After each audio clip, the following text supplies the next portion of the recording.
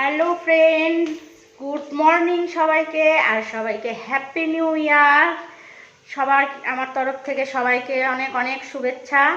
তোমরা সকলে ভালো থেকো, সুস্থ থেকো। আর আজ হ্যাপি নিউ ইয়ারের উপলক্ষে আজকে আমি রান্না করব ধনিয়া চিকেন। তো সেটাই আমি তোমাদের সঙ্গে শেয়ার করব। তো চলো কিভাবে করছি সেটা আমি তোমাদের সঙ্গে শেয়ার করছি। তো দেখো এখানে আমি অলরেডি পেঁয়াজ ভাজতে শুরু করে দিয়েছি, আর ফোড়নে দিয়েছি শুকনো লঙ্কা, ছোট এলাচ, লবঙ্গ, দারচিনি। তো চলো এর মধ্যে আমি চিকেনগুলো আস্তে আস্তে দিয়ে দেব। আর দেখো কি কি মশলা করা হয়েছে। তো এটা হচ্ছে আদা পেস্ট করে রাখা হয়েছে, এটা হচ্ছে রসুন পেস্ট করে রাখা হয়েছে, এখানে আছে কাঁচা লঙ্কা আর ধনেপাতা পেস্ট করা। তো চলো শুরু করা যাক রান্নাটা। তো পেঁয়াজটা আমার একটু বেশি ভাজা হয়ে গেল। তো যাই হোক, চিকেনগুলো এবার আস্তে আস্তে দিয়ে দেবো। সামান্য কয়েক পিস চিকেন নিয়ে এসেছে, 500 চিকেন আছে এখানে।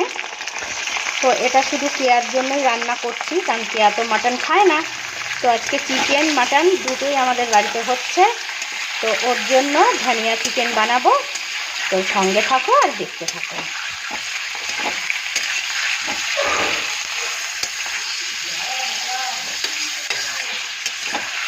তো চলো আমি আবার আসছি কিছুক্ষণ পর, সঙ্গে থাকো।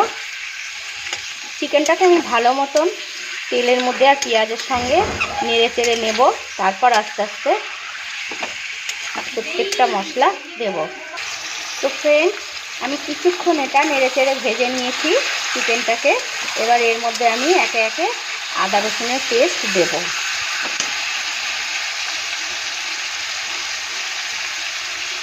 এক চামচের মতো রসুন পেস্ট আর 1 চামচের মতো আদা পেস্ট আমি এর মধ্যে দিয়ে দিলাম। তো আদা রসুনের পেস্টটা দিয়ে আমি ভালো মতন একটু কষিয়ে নেব, তা না হলে আদা রসুনের যে কাঁচা কাঁচা গন্ধটা রয়েছে সেটা অনেকটা কমে আসবে।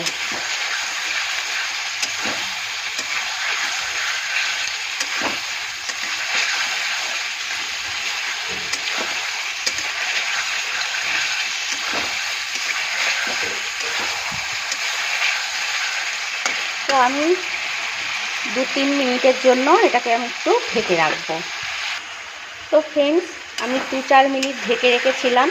তো কাঁচা মশলাটা ভালো মতো কষানো হয়ে গেছে। এবার আমি এর মধ্যে আস্তে আস্তে আরও কিছু মশলা সেগুলো আমি দিয়ে দিচ্ছি।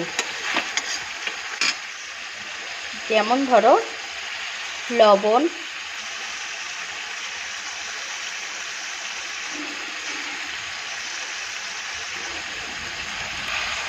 হলুদটা আমি সামান্য পরিমাণ দিচ্ছি, যেহেতু ধনেপাতা পেস্ট দেওয়া হবে তাহলে কালারটা ঠিকঠাক আসবে, তার জন্য আমি হলুদটা সামান্য পরিমাণে দিয়েছি।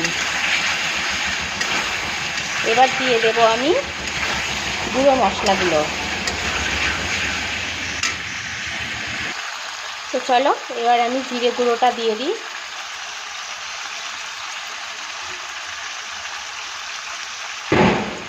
আর দিয়ে দিচ্ছি ধনে গুঁড়ো।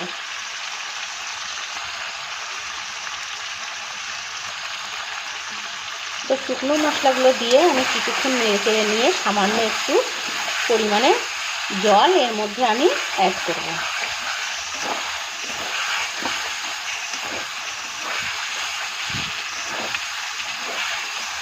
চিকেনটা প্রায় কিছুটা সেদ্ধ হয়ে এসেছে,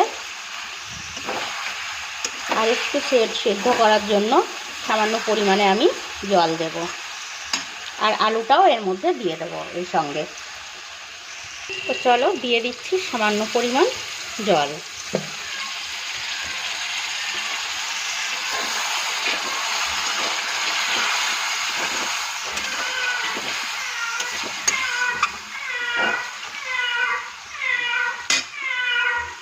এর সঙ্গে আমি মাত্র 4 পিস আলু দিয়েছি। তো এই দেখো আলুটাও আমি দিয়ে দিলাম। এবার আমি চিকেনটাকে একটু ঢেকে রাখবো সেদ্ধ হওয়ার জন্য।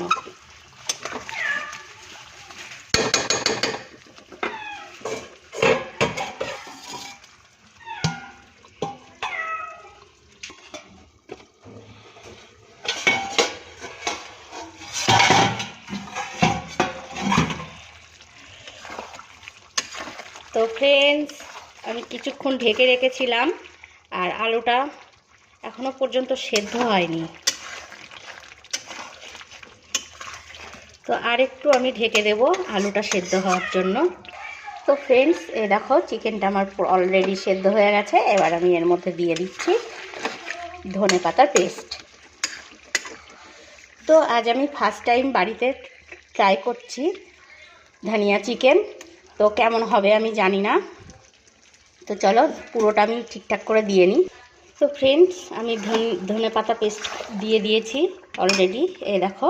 আর আমি একটু হাই ফ্লেমেই দিলাম। তো এটা একটু